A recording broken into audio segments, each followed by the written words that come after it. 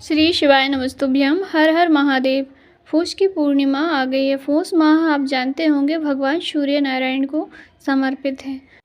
पूष पूर्णिमा तिथि की शुरुआत 24 जनवरी की रात को 9:52 पर हो रही है। वहीं पूष पूर्णिमा तिथि की समाप्ति 25 जनवरी की रात 11:26 पर होगी।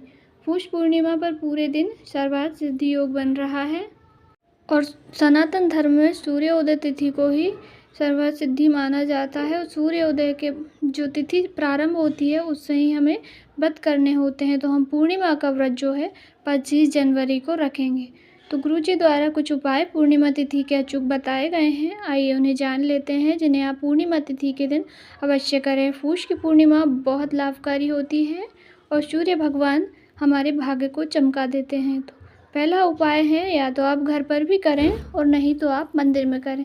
सबसे पहले तो पूर्णिमा के दिन आप स्नान करें तो गंगा जल मिश्रित जल से आप स्नान करें। थोड़ा सा गंगा जल अपनी नहाने की बाल्टी में डाल लें, और यदि आपके पास गंगा जल नहीं और यदि तुलसी की माला है आपके पास तो तुलसी की माला को थोड़ी देर एक जल के पात्र में डाल के रखिए और उस जल को अपने नहाने के जल में मिलाकर स्नान करिए। यदि आपके पास वह भी नहीं है तो आप तुलसी मैया की सूखी लकड़ी को भी ऐसे ही जल के पात्र में डाल के स्नान कर सकते हैं। यदि वह भी नहीं है तो आप एक तुलसी पत्र को ही जल के एक छोटे से लोटे में डाल लीजिए, थोड़ी देर डला रहने दीजिए, उसके बाद उसको निकाल लीजिए और उस जल को अपने नहाने के पानी में मिला करके नहा लीजिए। इससे सारी नदियों, सारे तीर्थों का पुण्य हमें प्राप्त होता है। जैसे हम गंगा जी नहीं जा पाते, नर्मदा जी नहीं जा पाते, कहीं भी पवित्र नदी में हम स्नान नहीं कर पाते, तो अमावस्या पूर्णिमा के दिन आप इस जल से मिश्रित जल से आप स्नान करेंगे तो आपको सारे तीर्थों, सारी नदियों का पुण्य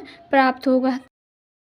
आइए पूर्णिमा के उपाय प्रारंभ करते हैं। इससे पहले आपसे छोटी सी रिक्वेस्ट है कि प्लीज़ वीडियो को लाइक ज़रूर कर दें। आपका एक लाइक हमें सपोर्ट देता है। और यदि आपने चैनल को सब्सक्राइब नहीं किया है तो अवश्य कर लें और कमेंट बॉक्स में श्री शिवाय नमस्तुभ्यम जय श्री राम अवश्य टाइप करें। अब जान लेते हैं पूर्णिमा के उपाय। पहला उपाय जो है वो है, आपको क्या करना है, एक बेलपत्री लेनी है और एक अक्षत का दाना, चावल का दाना लेना है। यदि आप मंदिर जा सकें तो अच्छी बात है। आप एक लोटा जल ले लीजिए अपने घर का और लेकर के पहुंच जाइए देवाधिदेव महादेव जी के मंदिर में। तो आप पहले जो भी पूजा पाठ आपको करनी है सब पूजा पाठ कर लीजिए, भोलेनाथ को जल समर्पित कर दीजिए। चंदन, रोली जो भी आप ले करके गए हैं, रोली नहीं चढ़ती है भगवान पे, चंदन चढ़ाया जाता है, पीला चंदन, लाल चंदन, तो आप चंदन चढ़ा लीजिए और जो भी आप लेकर सामग्री गए हैं सब अच्छे से बाबा का पूजन कर लीजिए। उसके बाद जो एक बेलपत्री और एक अक्षत का दाना है उसको चंद्रमौली महादेव, चंद्रमौली भगवान के देव नाम से आप भोलेनाथ की शिवलिंग पर समर्पित कर दीजिए, जिसमें बेलपत्री की डंडी आपके विपरीत होनी चाहिए। जिस तरफ आप बैठे हैं उसके आपके उल्टे तरफ डंडी होनी चाहिए और जो बीच वाली पत्ती है वह आपकी ओर होना चाहिए। ऐसे करके भोलेनाथ की शिवलिंग पर समर्पित कर दीजिए। आपकी जो भी कामना है वह कह दीजिए, बाबा से प्रार्थना कीजिए, ढोक विनती करके घर आ जाइए। बस इतना ही करना है। इस उपाय से गुरुजी कहते हैं जो भी व्यक्ति पूर्णिमा तिथि के दिन एक चावल के दाने का उपाय करता है उसके घर में खुशियाँ आती है, भाग्योदय होता है, चंद्र भगवान उनके कष्ट, दुख, रोग, पीड़ा सब हर लेते हैं। दूसरा है, पूर्णिमा के दिन गुरुजी कहते हैं कि आप खीर प्रसाद अवश्य बनाएं घर में। दूध से बनी हुई, चावल, शक्कर, तीनों ही चीज़ चंद्रमा से संबंध रखती हैं। जो चीज़ें सफ़ेद होती हैं वो चंद्रमा का से संबंधित होती हैं। तो आप खीर प्रसाद अवश्य तैयार करें और हो सके तो भोलेनाथ के मंदिर में खीर का भोग लगाएं और उसको थोड़ी देर भोग को रखे रहने दें। उसके बाद उसको ला करके घर में सब के साथ प्रसाद के रूप में वितरित करें। और या तो सुहागिन महिला या कुंवारी लड़की जो भी आपके घर में हो, घर में ही आप उसको खिलाएं। इससे सौभाग्य बढ़ता है, अखंड सौभाग्य प्राप्त होता है। तो पूर्णिमा का यह अचूक उपाय है। और पूर्णिमा के दिन गुरुजी कहते हैं घर में खीर प्रसाद अवश्य ही बनना चाहिए। तो आप प्रयत्न करें कि आपके घर में उस दिन खीर प्रसाद अवश्य तैयार हो। दूध की कोई भी सामग्री का गुरुजी कहते हैं, तो दूध की सामग्री में सबसे सरल चीज़ खीर ही है, तो आप खीर प्रसाद बना सकते हैं। तो आइए जानते हैं पूर्णिमा का अगला उपाय। अगला है, जब चंद्रमा उदय हो जाए, शाम के समय, रात में जब चंद्रमा निकल आए तब आपको क्या करना है, चंद्रमा को अर्घ्य देना है।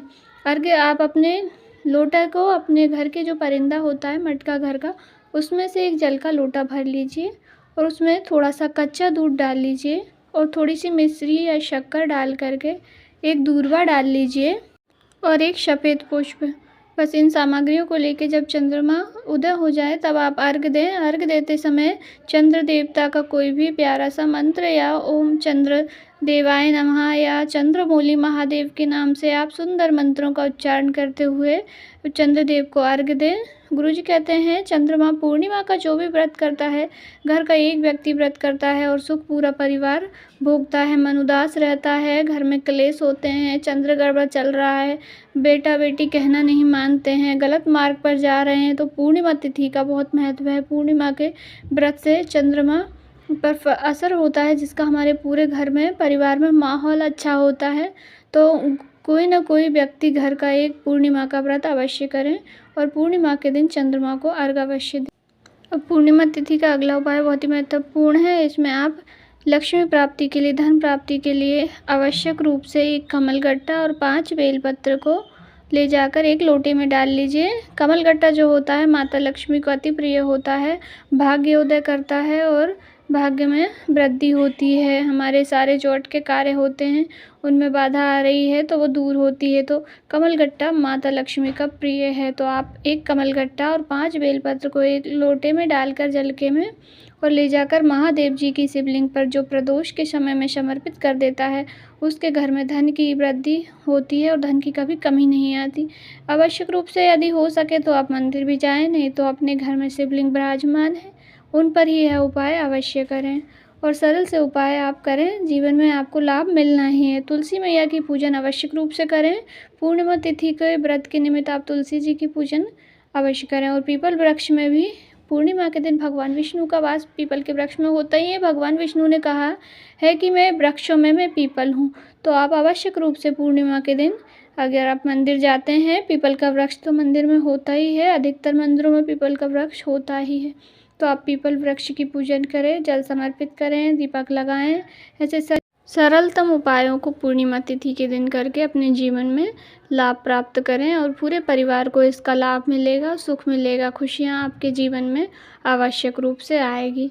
यदि वीडियो की जानकारी अच्छी लगती है तो प्लीज़ लाइक ज़रूर करें और दूसरे लोगों को भी शेयर करें ताकि लाभ उन्हें भी प्राप्त हो सके। यदि आपने चैनल को सब्सक्राइब नहीं किया है तो अवश्य कर लें।